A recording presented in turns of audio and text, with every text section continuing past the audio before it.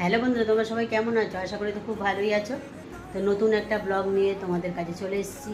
তো দেখো, সারাদিন যা যা করবো তোমাদের সঙ্গে শেয়ার করবো। তো সকালবেলা উঠলাম, ঘর মুছলাম, ঝাড়ু দিলাম, স্নান হয়ে গেছে, পুজো দেওয়া হয়ে গেছে, এবার রান্না করতে যাবো। তো কী কী রান্না করবো চলো তোমাদের সঙ্গে শেয়ার করবো। আর আজকে একটা নতুন রেসিপি করবো, কোনোদিনও করিনি, আর তোমাদের সঙ্গে শেয়ার করবো। তো কী আজকে করবো বলো তো রান্না? আজকে হচ্ছে চিংড়ি পোলাও করবো, আর করবো চিকেন কষা। তো চলো রান্নাটা বসাবো, তোমাদেরকে সব কিছু একটু একটু করে দেখানোর চেষ্টা করব। তো কড়া বসিয়ে দিয়েছি, আমি এখন বসাচ্ছি চিংড়ি পোলাও। প্রথমে দিয়ে দিচ্ছি সরষের তেল। তেল গরম হয়ে গেছে, চিংড়ি মাছটা ধুয়ে বেছে হলুদ নুন মাখিয়ে নিয়েছি, দিয়ে দেবো। চিংড়ি মাছটা বেশি ভাজবো না, হালকা লালচে করে ভেজে দেবো। চিংড়িটা তো ভাজা হয়ে গেছে, তুলে নিচ্ছে। ওই কড়াতেই দিয়ে দেবো ঘি, 2 চামচ মতন ঘি দিয়ে দিলাম। ঘি গরম হয়ে গেছে, আমি দিয়ে দিচ্ছি গোটা গরম মশলা, গোলমরিচ গোটা দিয়ে দিলাম। তো ফোড়নটা তো হয়ে গেছে, দিয়ে দিচ্ছি কেটে রাখা পেঁয়াজ। পেঁয়াজের উপরে দিয়ে দেবো চিনি। পেঁয়াজটা তো হালকা ভাজা হয়ে গেছে, এবার দিয়ে দিচ্ছি কাজু আর কিশমিশ। এরপর দিয়ে দেবো আদা রসুন বাটা।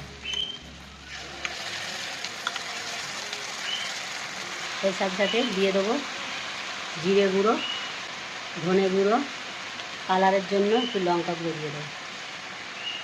দিয়ে দেবো নুন, দিয়ে দিচ্ছি একটু হলুদ গুঁড়ো। মশলা দিয়ে তো ভালো করে কষিয়ে নিয়েছি, এবার ধুয়ে রাখা গোবিন্দভোগ চাল দিয়ে দেবো।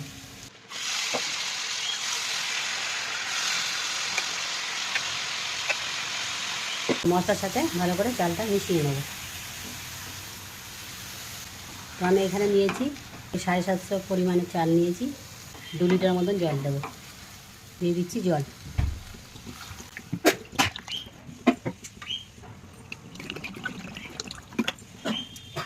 এবার ওপর থেকে দিয়ে দেবো ভেজে রাখা চিংড়ি মাছ।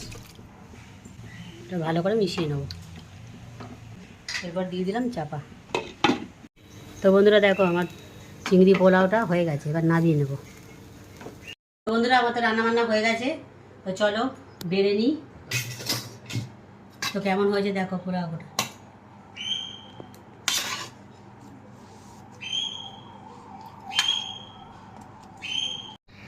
আর এই মাংসটাও হয়ে গেছে। তো আমরা খাওয়া দাওয়া তো বেড়ে নিয়েছি, এবার আমরা খাওয়া দাওয়াটা সেরে নেবো।